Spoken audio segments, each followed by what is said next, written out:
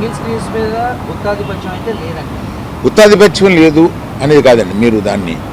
మీరు దయచేసి తిప్పి అడగండి. నేనేం చెప్తున్నానంటే దాన్ని గుత్తాధిపత్యం అంటారో ఒకళ్ళకే. ఇప్పుడు ఏషియన్ ఉందండి for example, number of screens ఉన్నాయి. They are partnership, ownership, lease, వీటిల్లో నెంబర్ ఆఫ్ మల్టీప్లెక్సెస్ ఉన్నాయి. దాన్ని ఏమంటాం? మీరేదో అడుగుతున్నారు. పర్సంటేజ్ విధానం కనుక తెస్తే స్టాండ్ అలోన్ థియేటర్స్ కంటే కూడా లీజ్ ఓనర్లకు ఎక్కువ బెనిఫిట్ అవుతుంది అని ఒక టాక్ అయితే ఉంది. మీరు దానితో ఏకీభవిస్తారు? నేను ఏకీభవించట్లేదు అసలు.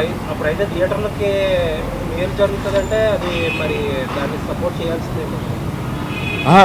థియేటర్లకు మేలు జరుగుతుందా లేదా, మీకు కావాల్సింది ఏంటి? థియేటర్ వారికి కావాల్సింది ఏంటి? ఇక్కడ డిస్ట్రిబ్యూటర్ అనేవాడు ఒకడు ఉన్నాడండి, అతను మర్చిపోతున్నా.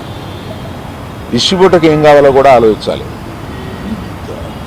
నా దగ్గర నుంచి సినిమా తీసుకెళ్ళేది థియేటర్ ఓనర్ కాదు. నా దగ్గర నుంచి సినిమా తీసుకుని వెళ్ళేది ఒక డిస్ట్రిబ్యూటర్.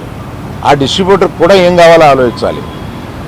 సో నిర్మాతకి ఏం కావాలి, డిస్ట్రిబ్యూటర్కి ఏం కావాలి, ఎగ్జిబ్యూటర్కి ఏం కావాలి.